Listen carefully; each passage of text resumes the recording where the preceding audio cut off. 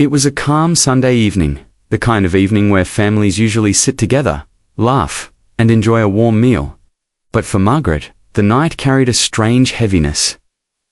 She felt it the moment she stepped into her son Daniel's house. The lights were soft, the dishes were neatly arranged, and the smell of roasted chicken filled the air, yet something felt off. There was a quiet tension hiding in the corners of the room. Margaret had been invited for a simple family dinner. At least that's what her son had said on the phone. But when she walked into the dining room, she noticed that only one person seemed happy to see her, Daniel himself. Her daughter-in-law Claire kept her eyes on the table, busying herself with tiny tasks that didn't need doing. Margaret tried not to take it personally. She always believed in giving people space, especially her daughter-in-law. She reminded herself, maybe she's stressed. Maybe it's nothing. But sometimes, the smallest things tell the biggest truths, and tonight, Margaret could feel something brewing beneath the surface. When everyone finally sat down for dinner, Margaret slowly pulled the chair beside Claire. It was her usual place whenever she visited. Before she could even sit, Claire looked up sharply and said, "Oh, can you sit somewhere else tonight?" Her voice wasn't loud, but it carried a cold edge, like someone dragging a sharp line through the middle of the evening. Margaret froze. She wasn't expecting that. Daniel looked up in confusion, but Claire quickly added, I need some space today. Please sit on the other side." The room went silent for a full 3 seconds. Margaret felt a familiar sting in her chest. But she had learned long ago that dignity sometimes speaks louder than pride. So instead of arguing or asking questions, she gave a soft smile. "Of course," she said calmly. "No problem at all." She looked around the table. On the opposite side sat Mr. Harris, the family lawyer. He was an older gentleman with soft grey hair and a calm face. He had been part of the family's affairs for years. He rarely joined family dinners, so seeing him tonight already made the evening feel unusual. Margaret gently pulled out the chair next to him and sat down. She noticed a brown folder resting by his hand, but she didn't ask about it. Mr. Harris gave her a polite nod. "Good evening, Margaret." "Good evening," she replied softly. But inside, a quiet storm was forming. Claire's behavior wasn't new.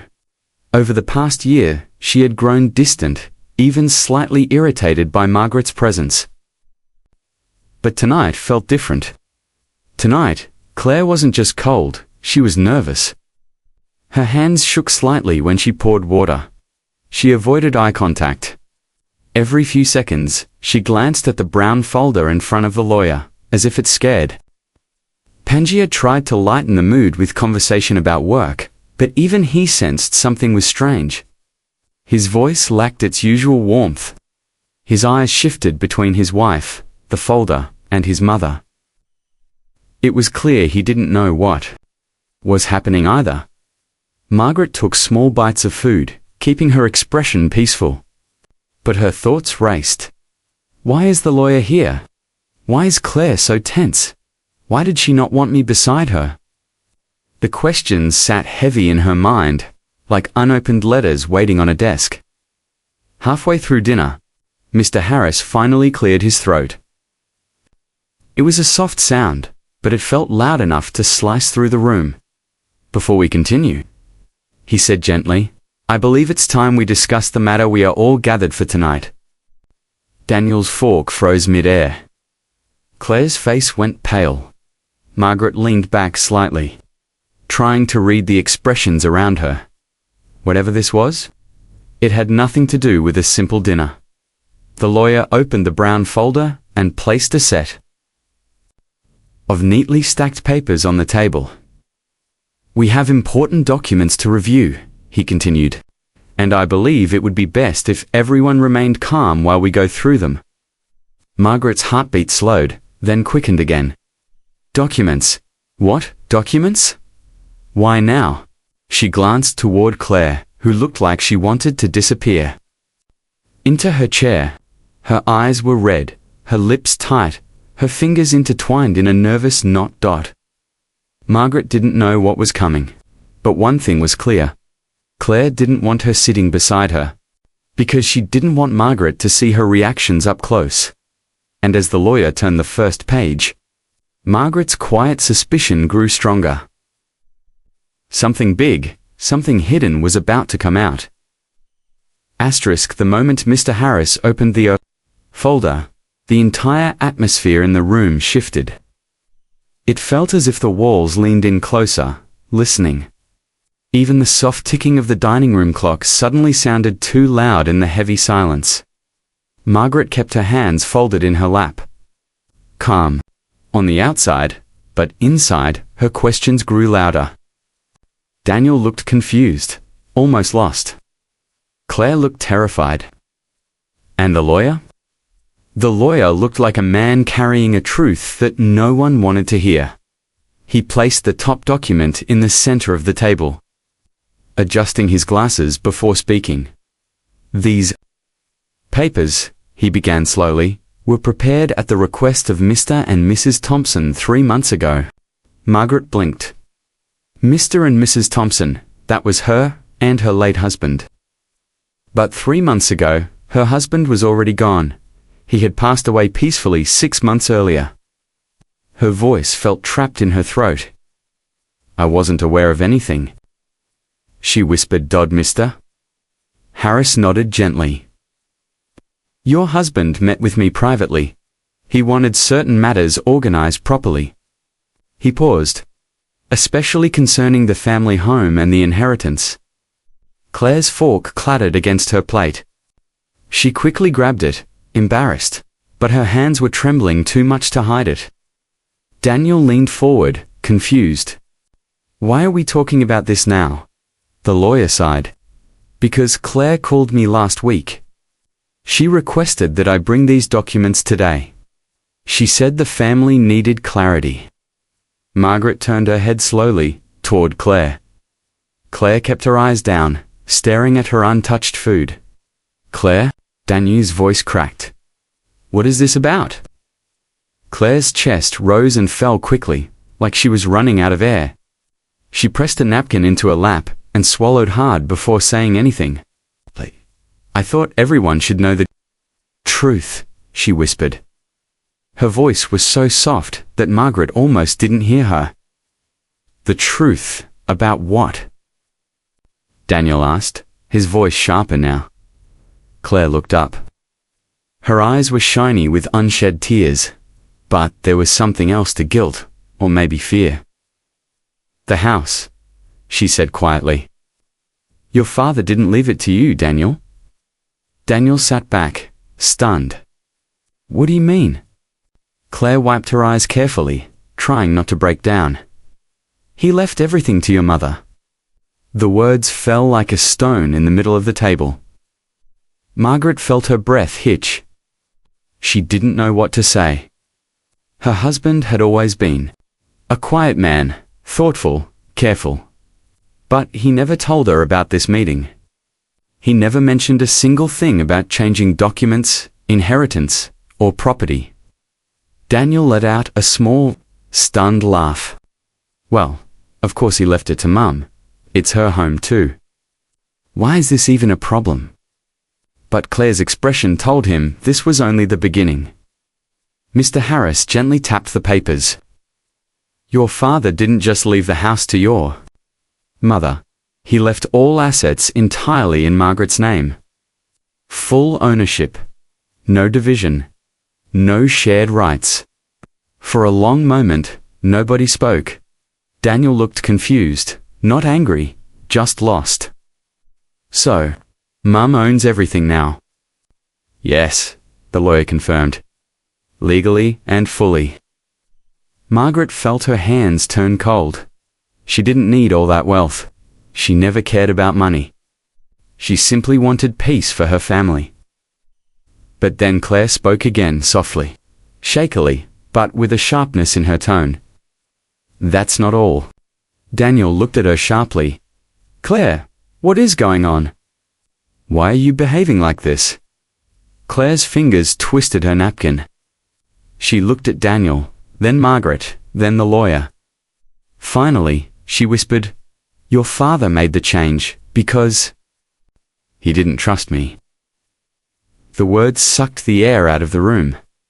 Daniel stared at her. "What?" Claire's voice cracked. "He told Mr. Harris. He said he didn't feel comfortable leaving any property or money under my influence. He said he saw things that worried him." Margaret's heart thumped hard. She sat straighter, trying to understand. "What things?" Daniel asked in a low voice. Claire broke, then tears spilled down her cheeks, and she covered her face briefly before forcing herself to speak. He thought I was marrying you for money." Daniel went silent. Completely silent. "Mr. Harris," continued gently, "your father mentioned he had concerns. He didn't elaborate, but he was clear about protecting his wife and son." Claire shook. Heard, sobbing quietly. "I wanted the documents tonight because I thought it was unfair. I thought your mother should know what he said." She wiped her cheeks. "I didn't know how she'd react. That's why I didn't want her sitting next to me." Margaret felt her heart soften, but the confusion only grew deeper. She reached for a glass of water, her hand trembling slightly.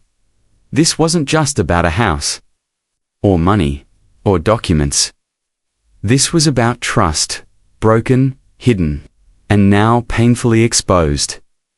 And as Mr. Harris turned to the next page in the folder, Margaret sensed something much bigger was still waiting, something none of them were prepared for. The room stayed silent long after Claire's words faded.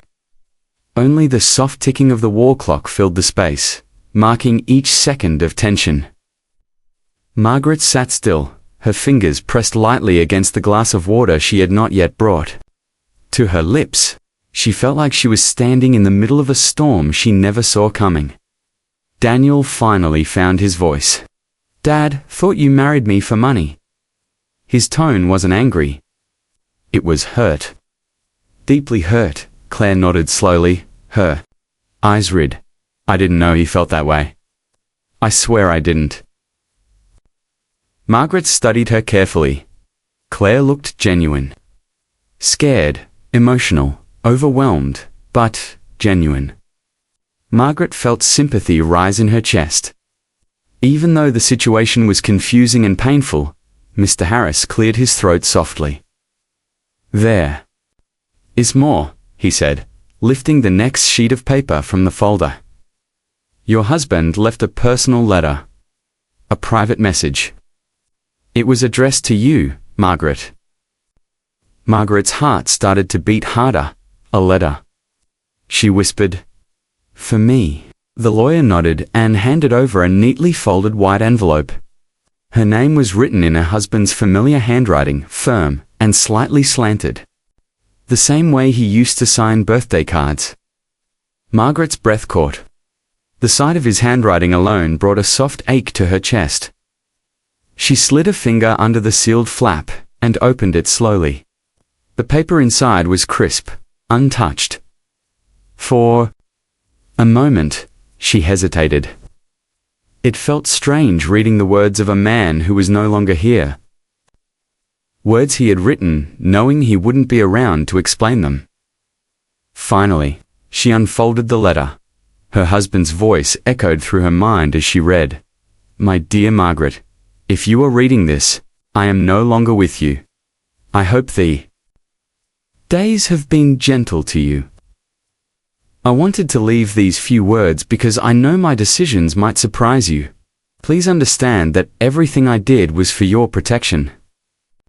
Margaret blinked away, the sting of tears forming in her eyes. "You have always given with your whole heart. You trusted people easily, even when they did not earn it. That is one of the things I loved most about you, and one of the things I feared would leave you vulnerable after I was gone." Her hands trembled slightly. "As for Claire, I may be wrong, but something in her eyes worried me. I felt she hid parts of herself you could not see. I hope I am mistaken. I hope she will prove my fears untrue. But I could not risk your future. On a hope. Margaret paused, looking up briefly. Claire's face was wet with tears, silent but broken. Daniel sat frozen, trying to take it all in. The letter continued. Leaving everything in your name was not about taking anything from Daniel. I trust him always. But I wanted him to have the freedom to build his life with his own strength, not rely on what I left behind. Margaret felt her throat tighten. Her husband had always believed in Daniel, always. Please, do not think of this as a burden. Think of it as my last way of holding your hand, even from far away. With all my love, John. Margaret lowered the letter slowly. The words stayed with her, hovering in the quiet space between everyone at the table. Daniel exhaled shakily. Mom, I didn't know Dad felt this way. I didn't either, she whispered. Claire wiped her cheeks again, her voice trembling. I never wanted this. I didn't want anything from your father. Or from you. I just never knew he doubted me. She looked at Margaret with raw honesty. I know you think I'm distant sometimes. I've been trying to fit into this family, and I didn't always know how. She swallowed hard. But I never cared about money. I cared about Daniel. For the first time that evening, Margaret felt the tension inside her soften slightly. She didn't know whether her husband's fears were right or wrong. She didn't know Claire's full story, but the sincerity in her voice was difficult to ignore. Before she could speak, Mr. Harris placed another document on the table, thicker, sealed with a small sticker. There is one last item, he said. Something your husband left with? Very specific instructions. Daniel leaned forward. What is it? The lawyer folded his hands. He called it the final truth, and he said it should only be opened by the family. Together, Margaret's breath hitched. Claire looked terrified again. Daniel's eyes widened with worry. The final truth. Margaret repeated softly. Mr. Harris nodded once. Yes, and he said it would explain everything. The room fell silent again. But this silence felt different. Not heavy. More like the quiet before a door opens. Something big was coming. Something that would change everything they thought they knew. Asterisk, the sealed envelope sat in the center of the table like a living thing. No one moved. No one breathed too loudly. Even the lawyers seemed to respect the strange weight of the moment. Margaret's fingers hovered above the envelope for a moment before she finally picked it up. It was heavier than she expected, not physically, but emotionally. Her husband had always been a man of few words, and if he had left something called the final truth, it had to matter. Daniel leaned closer, his eyebrows knit in concern. Claire clasped her hands tightly together in her lap, as though bracing herself for whatever was about to unfold. Mum, Daniel said softly, you don't have to read it right away if it's too much. Marguerite shook her head. Your father wanted us to read it together. We should honor that. She carefully broke the seal. Inside were several sheets of paper folded neatly. She unfolded the first page. There was no handwritten note this time, only typed text, clear and structured. Like her husband had wanted to be absolutely certain that every word was understood. Margaret began to read aloud. To my family? If you are reading this, then there are truths I could not speak while I was alive. Daniel swallowed hard. Margaret continued. For years, I kept a burden to myself, chose silence because I did not want to worry Margaret, and I did not want to disrupt the life Daniel was building. But silence has a way of growing, and near the end of my life, I understood that truth is sometimes the only gift we can leave behind. Margaret felt her throat tighten. He had carried something alone, and she hadn't known. Claire looked down at her hands, unsure what was coming next. "Daniel," the letter said, "I want you to know that I have always been proud of you. You made choices I didn't fully understand at first, but I came to see your strength and your honesty." Daniel blinked rapidly. He turned his face away for a moment to steady himself. Margaret continued, "But there is something I discovered 2 years ago. Something I never confronted directly because I wasn't sure how." Claire's shoulders stiffened. Margaret read the next line slowly. "Claire came to me once, not knowing I saw her. She was crying. I heard her on the phone. Worried about debts from her past. Debts she was trying to settle before marrying Daniel." Claire froze. Daniel looked at her sharply. "Debts?" Claire's eyes filled instantly. She shook her head slightly, but she didn't speak. Margaret kept reading, gentle but steady. "I do not know the full story, but I feared she was hiding something that could affect you both. I feared she felt forced into choices, or that stress from her past might place our family in danger later." Claire closed her eyes, tears slipping down her cheeks. "I want to be clear," the letter continued. "I am not accusing Claire of bad intentions. But I could not shake the fear that she felt trapped. I believed Margaret would be more cautious and thoughtful in managing the estate if needed." Margaret slowly lowered the paper for a moment. She looked at Claire, not with judgment, but with genuine concern. "Claire," she said softly, "is this true? Were you struggling with something?" Claire nodded shakily, wiping her face. "I didn't want anyone to know," she whispered. "It wasn't anything illegal. It wasn't anything dangerous. Just family debts. From before I met Daniel, I was trying to fix them quietly. I didn't want Daniel to feel responsible for my past." Daniel finally reached over, placing a hand on hers. "You should have told me," he said gently. "I was scared," she whispered. "I didn't want you to think I came into your life with problems."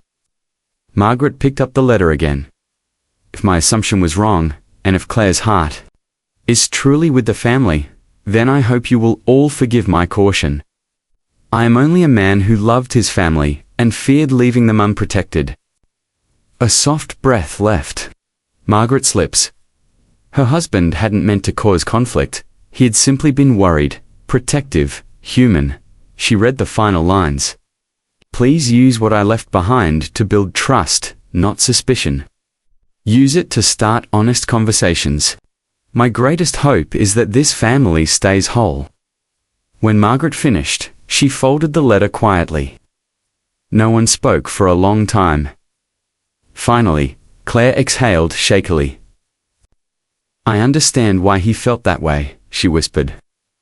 "But I wish he had talked to me. I would have told him everything." Danu squeezed her hand again. "We're talking now. That's what matters." Margaret looked between them. Her son, emotional but steady, and her daughter-in-law, scared but sincere. Then she turned to the lawyer. "Is there anything else we should know?"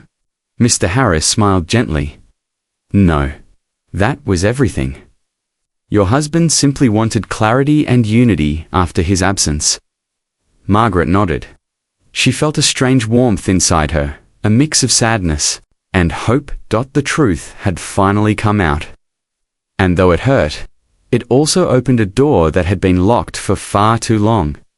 But none of them knew that one more revelation, one no letter had prepared them for, was waiting just ahead. After the final letter was read, the dining room felt different, not heavy, not tense, but quiet in a new way. It was the kind of quiet that comes after a storm has passed, when you finally see what survived and what needs rebuilding. Margaret gently placed the folded letter back on the table. She looked around, her eyes soft. Daniel sat with his hand still holding Claire's. Claire sat with her shoulders lowered. as if she had been carrying a heavy weight for years and had finally set it down.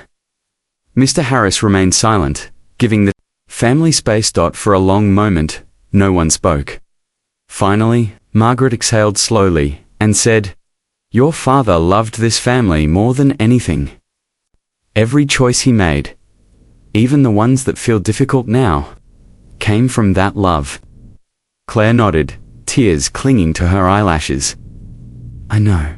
I just wish he had trusted me enough to ask." Margaret gave her a kind smile. Sometimes people avoid hard conversations because they fear the answer might hurt someone they love. Claire's gaze softened with understanding. Daniel let out a quiet breath. "Dad wasn't perfect, but he tried, and we need to try too." He turned to Claire gently. "Why didn't you tell me about the debts?" Her voice shook. "Because I didn't want you to think I was a burden. I grew up in a home where money problems were constant. I promised myself I would never let them follow me into adulthood. When I met you, you were so steady, so good. I didn't want my past to become your responsibility." Daniel's eyes filled with emotion. "Claire, your past doesn't scare me. Not telling me the truth, that scares me. But the debts? We could have handled them together." Claire covered her face, tears slipping through her fingers. Margaret reached across the table and gently placed her hand on Claire's shoulder. "You are part of this family," Margaret said softly. "And in this family, we don't leave people alone with their fears." Claire lowered her hands, meeting Margaret's eyes with surprise. I didn't know you felt that way." "I always wanted to get close to you," Margaret said, her voice warm. "But I felt you kept a wall between us. I wasn't sure why." She paused. "Now I understand." Claire nodded, wiping her face. "I was embarrassed.